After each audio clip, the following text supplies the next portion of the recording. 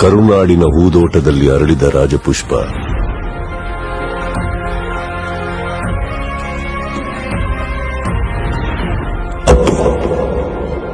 1975ರಲ್ಲಿ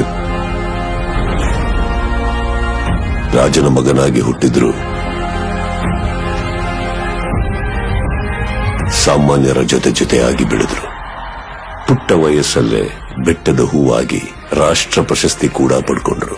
ಅಪ್ಪನ ತೇಜಸ್ಸನ್ನ ಅಭಿನಯದಲ್ಲಿ ತಂದರು. ಅಪ್ಪನ ವರ್ಚಸ್ಸನ್ನ ಅವರ ನಗುವಿನಲ್ಲಿ ತುಂಬಿಕೊಂಡ್ರು. ಅಪ್ಪು ಅವ್ರು ಬಂದಿದ್ದಾರೆ. ಯಾರೋ ಅಪ್ಪು? ಅಶ್ವಿನಿ ಅನ್ನೋ ಅನುಬಂಧದ ಜೊತೆ ಅಜರಾಮರಾದರು. ಅವರು ಮುಟ್ಟಿದ್ದೆಲ್ಲ ಹಿಟ್ಸ್, ಕೊಟ್ಟಿದ್ದೆಲ್ಲ ಬ್ಲಾಕ್ ಬಸ್ಟರ್ಸ್.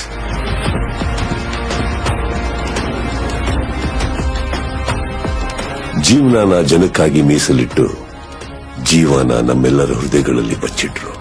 ಮಾಡಿದ ಸಹಾಯ ಲೆಕ್ಕಕ್ಕಿಡದೆ ಎಷ್ಟು ಸಾಧ್ಯನೋ ಅಷ್ಟು ಅಭಿಮಾನಿಗಳ ಇಷ್ಟ ಕಷ್ಟಗಳಿಗೆ ಸ್ಪಂದಿಸಿದ್ರು.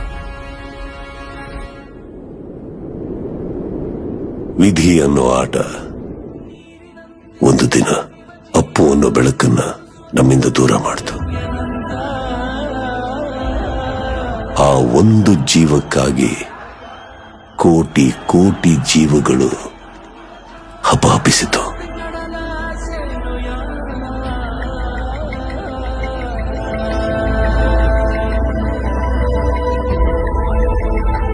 ಅಲೆಯೂ ಕರೆಯ ಬಂದಿದೆ,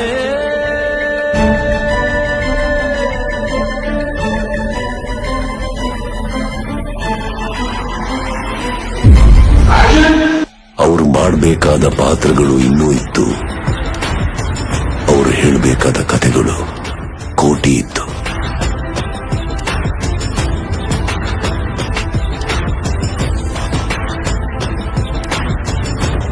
ಆ ಎಲ್ಲಾ ನಿರೀಕ್ಷೆಗಳನ್ನ ನಿಜ ಮಾಡೋಕೆ ಅಭಿಮಾನದ ಆಗಸದಲ್ಲಿ ಸಾವಿರಾರು ಬೆಳಕುಗಳು ಸೇರಿ ಮೂಡಿ ಬರ್ತಾ ಇದೆ.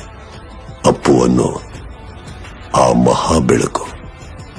ಈ ಬೆಳಕಿನಲ್ಲಿ ನೀವು ಒಂದು ಕಿರಣವಾಗಿರಬಹುದು.